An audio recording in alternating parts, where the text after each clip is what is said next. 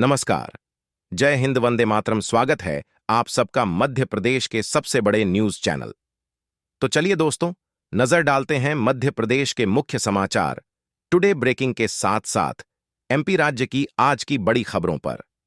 आज मध्य प्रदेश के किसानों, गरीबों, मजदूरों, बेरोजगारों और आम लोगों के साथ ही माता बहनों के लिए बहुत बड़ी खुशखबरी सामने आ रही है। साथ ही मोहन यादव ने मध्य प्रदेश के अंदर 5 नई योजनाएं लागू करने का ऐलान कर दिया है। उसके बाद मध्य प्रदेश की लाडली बहनों को मात्र 350 रुपए में गैस सिलेंडर दिया जाएगा और लाडली बहनों को अगली किस्त के रूप में 3500 रुपए की राशि भी दी जाएगी। तो अब की बार यह राशि कब और कैसे मिलेगी, इसकी जानकारी आपको वीडियो में बताएंगे। और नई योजनाएं क्या हैं, इसके बारे में भी आपको वीडियो में बताएंगे। साथ ही पेट्रोल, डीजल, सोना चांदी, इनके ताजा भाव क्या है, इसकी जानकारी भी आपको बताएंगे। साथ ही आज के मौसम समाचार पर भी चर्चा करेंगे। साथ ही मध्य प्रदेश की आज की तमाम बड़ी घोषणाओं और बड़ी खबरों के बारे में विस्तार पूर्वक जानेंगे। अगर आप मध्य प्रदेश के रहने वाले हैं तो आप हमारे इस चैनल को सब्सक्राइब जरूर करिएगा ताकि आपको मध्य प्रदेश की तमाम बड़ी खबरें सबसे पहले देखने को मिले। तो चलिए शुरुआत करते हैं आज की पहली और बड़ी खबर के साथ।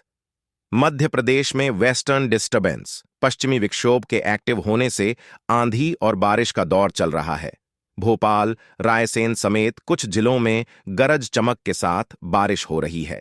मौसम विभाग ने अगले 24 घंटे यानी मंगलवार को जबलपुर, छिंदवाड़ा समेत 17 जिलों में बारिश होने का अनुमान जताया है।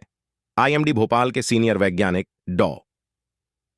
वेद प्रकाश सिंह ने बताया कि प्रदेश में अगले 2 दिन गरज चमक के साथ हल्की बारिश होगी।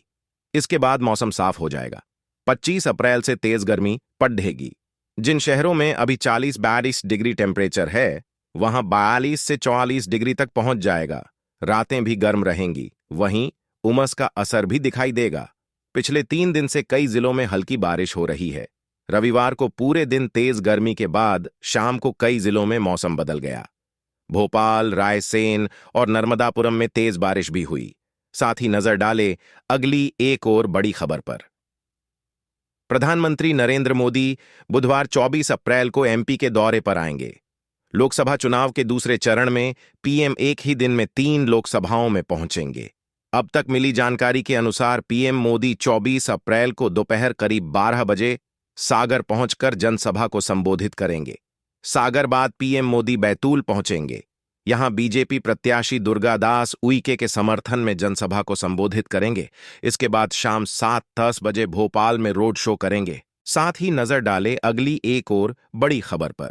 चंबल, पार्वती और काली सिंध नदी लिंक परियोजना का ड्राफ्ट लगभग बन गया है। अब इसकी डीपीआर बनाने का कार्य शुरू होने जा रहा है।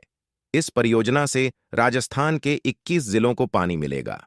इनमें श्योपुर के पड्डीडीहौसी जिले, बारां, कोटा, सवाई माधोपुर, जयपुर, करौली और धौलपुर भी शामिल हैं। इस परियोजना से राजस्थान के 21 जिलों के साथ ही मध्य प्रदेश के चंबल संभाग में शामिल श्यायपुर, मुरैना और भिंड जिलों का भी बड़ा लाभ मिलेगा। हमारे तीनों जिलाएं काय वर्तमान से करीब 1600 क्यूसेक ज्यादा पानी मिलने लगेगा। इससे शेरपुर और गांव को पीने का पानी की आपूर्ति हो सकेगी। इसके साथ ही सिंचाई का रकबा भी 50,000 हेक्टेयर बैरेज जाएगा। इससे मंदसायर क्षेत्र का भी 1000 क्यूसेक अतिरिक्त पानी मिल सकेगा। साथ ही नजर डाले अगली एक और बड़ी खबर पर। मध्य प्रदेश में एक ही घर में 2 बिजली कनेक्शन दिए जाने की व्यवस्था ऊर्जा विभाग ने शुरू कर दी है। प्रदेश की तीनों बिजली वितरण कंपनी को भेजे गए आदेश में कहा गया कि एक घर में दूसरा बिजली कनेक्शन कुछ शर्तों के साथ दिया जा सकेगा। इसकी 2 सबसे अहम शर्त है। पहली तो यह कि जिस घर से दूसरा कनेक्शन मांगा गया है, वहां रहने वालों की समग्र आईडी अलग अलग होना चाहिए। मतलब जिसके नाम से पहले से कनेक्शन है, उससे अलग आईडी कनेक्शन मांगने वाले की होना चाहिए। दूसरी शर्त, गैस कनेक्शन अलग नाम से होना चाहिए। मतलब एक घर में 2 किचन होना चाहिए। दूसरा कनेक्शन मांगने वाला परिवार का सदस्य नहीं हो। वहीं सहायक इंजीनियर के बजाय कार्यपालन यंत्री के पास दूसरे कनेक्शन का प्रस्ताव जाएगा। साथ ही नजर डाले अगली एक और बड़ी खबर पर। मुख्यमंत्री डॉ. मोहन यादव रविवार शाम छतरपुर पहुंचे। यहां रोड शो के बाद फव्वारा चौक पर संबोधित करते हुए मुख्यमंत्री ने कहा कि अयोध्या में राम मंदिर और उज्जैन में महाकाल मंदिर के बाद आगे मथुरा के लिए भाजपा तैयारी कर रही है। इसके लिए भाजपा को वोट देना होगा। उन्होंने राहुल गांधी पर तंज कसते हुए कहा कि 21 तारीख को बाबूजी मध्य प्रदेश आ रहे थे, लेकिन आने से पहले पंचर हो गए। वहीं दूरदर्शन के लोगों के भगवा रंग में बदलने पर हो रहे विवाद पर भोपाल में सीएम ने कहा, भगवा रंग का ऐसा विरोध है तो कांग्रेस अपने झंडे में भगवा रंग हटाकर दिखा दे। साथ ही नजर डाले अगली एक और बड़ी खबर पर। कांग्रेस अध्यक्ष मल्लिकार्जुन खड़गे ने मध्य प्रदेश के सतना में जनसभा को संबोधित किया। खड़गे ने कहा कि महंगाई गरीबों की कमर तोड़ रही है, जान ले रही है। कोई खुश नहीं है, सिर्फ मोदी ही खुश हैं। खड़गे ने कहा कि भाजपा जीती तो संविधान बदल देगी।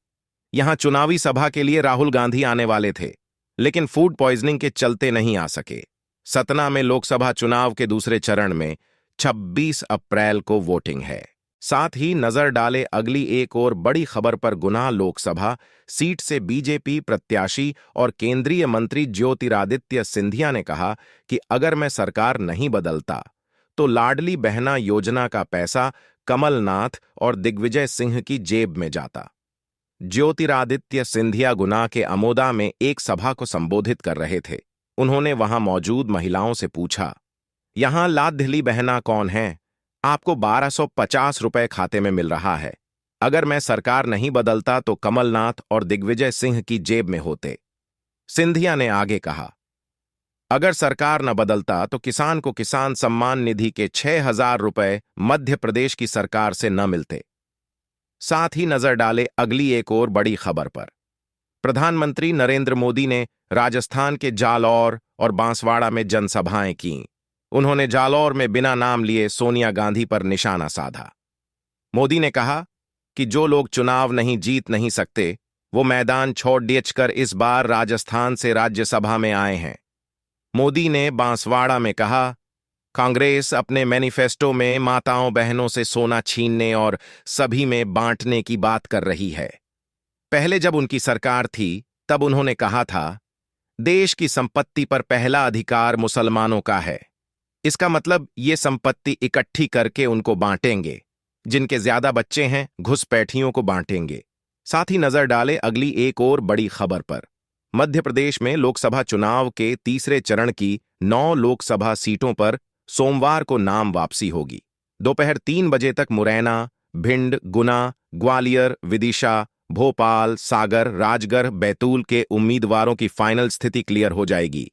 इसके बाद चुनाव चिन्ह आवंटित किए जाएंगे। इससे पहले शनिवार को दस्तावेज की कमी के चलते 13 प्रत्याशियों के नामांकन निरस्त किए गए थे। इस फेज में कुल 223 नामांकन जमा हुए और स्क्रूटनी के बाद 140 कैंडिडेट्स शेष रह गए हैं। पहले चरण में 88 और दूसरे फेज में 80 कैंडिडेट चुनाव मैदान में रहे हैं।